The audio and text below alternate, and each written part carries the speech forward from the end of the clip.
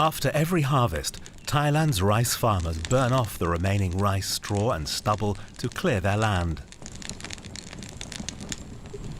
The acrid smoke carries far and wide on the wind.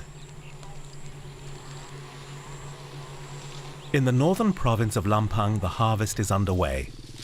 Since early in the morning, women have been out in the fields cutting the sheaves with their sickles.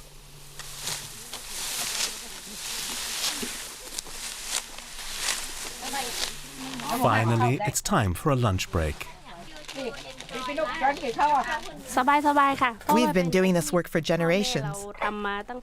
It's not a big deal. We women are strong. There's a lot of straw left on the field, typically a kilogram per kilogram of rice. If it's left to rot, it'll release methane, a potent greenhouse gas. But burning the straw emits CO2 and creates fine particulate matter that's harmful to people and the environment.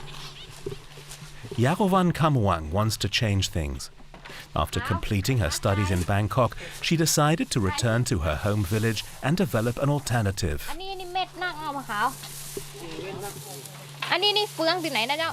Farmer occupation is very hard working. When I see they grow rice until it's grow like this, it takes a long time. And after I saw it burn, it's very sad. When I come to my hometown, I don't change their life. They still grow rice, but I find the solutions for them instead of burning. Yes. For the entrepreneur, rice straw is not waste to be disposed of, but a valuable resource. She pays the farmers the equivalent of 3 cents a kilo. The golden stalks are brought by the truckload to her nearby factory. Here, the straw is chopped up. Because the air is full of fine straw particles, everyone has to wear a face mask. Then the small pieces of straw are mixed with hot water. No chemicals are added, but the mixture has to boil for 4 hours.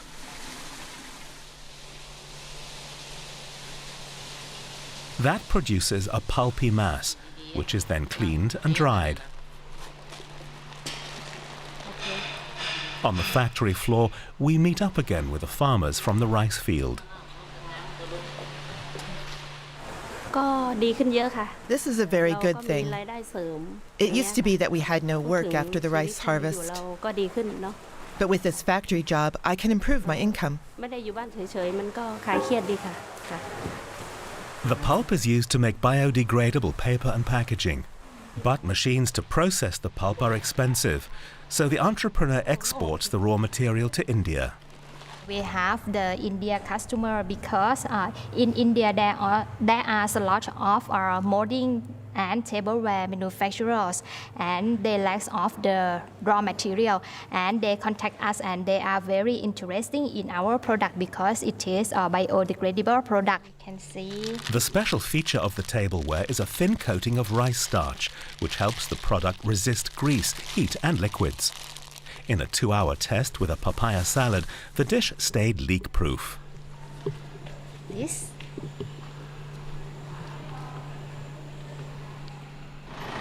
The next day, we pay a visit to the city of Chiang Mai, the economic and cultural heart of northern Thailand.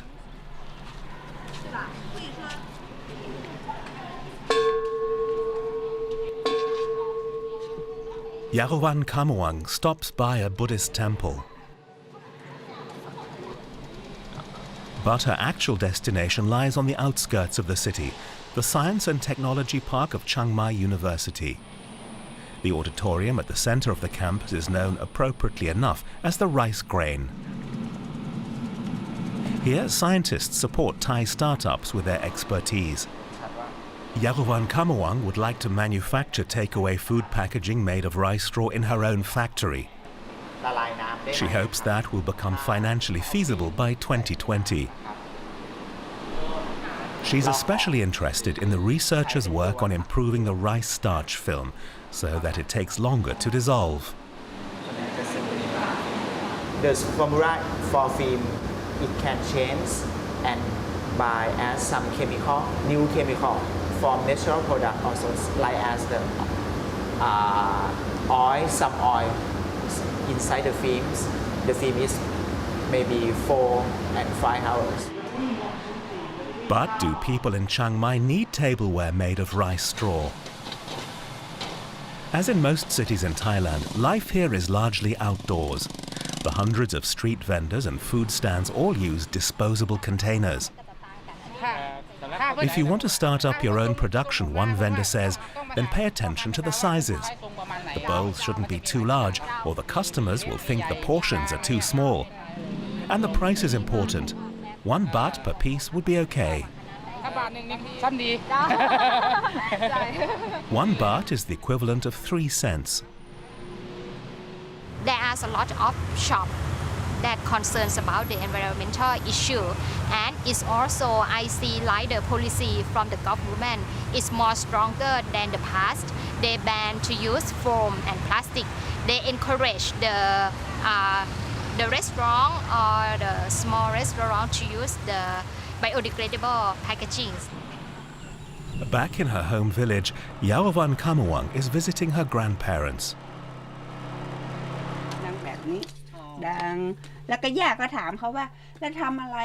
This is where she started her business a few years ago. She carried out her first experiments with rice straw pulp in her grandmother's cooking pots. At first, her grandparents were far from thrilled. Is this why they had sent their grandchild to study at great expense in the capital? But meanwhile, they have ample reason to be proud of her. And as the saying goes, the rice farmers of Lampang have learned how to turn straw into gold. Because burning it would be a terrible waste. I hope you guys enjoyed that.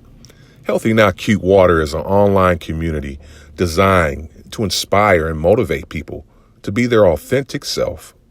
Break the mold. If you're that person that gets shot, be the one shot still standing. Be the person with the arrows in your back. Show other people the way. Be positive. Look past the deceptions and the obstacles of life. Encourage yourself and others around you. We're going to be bringing more videos like this. We want to hear from you guys. If you have some motivational, inspirational video or aspect of your life that you'd like to share with the community so that we can keep this going. We'd like to hear some feedback. Like and follow this, and we'll talk to you soon. Thanks for watching Healthy Not Cute Water.